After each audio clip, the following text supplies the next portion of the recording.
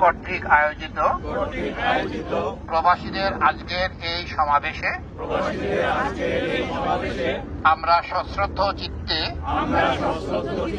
শপথ গ্রহণ করছি যে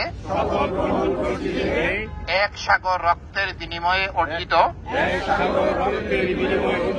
স্বাধীনতা, সার্বভৌমত্ব ও মুক্তিযুদ্ধের মূল্যবোধ সমুন্নত রাখতে এবং জাতীয় পতাকা, জাতীয় সঙ্গীত, সংবিধান, জাতির পিতা সহ অন্যান্য জাতীয় প্রতিষ্ঠিত বিষয় সমূহের মর্যাদা অক্ষুণ্ণ রাখতে সর্বদা সচেষ্ট থাকব। এসব ব্যাপারে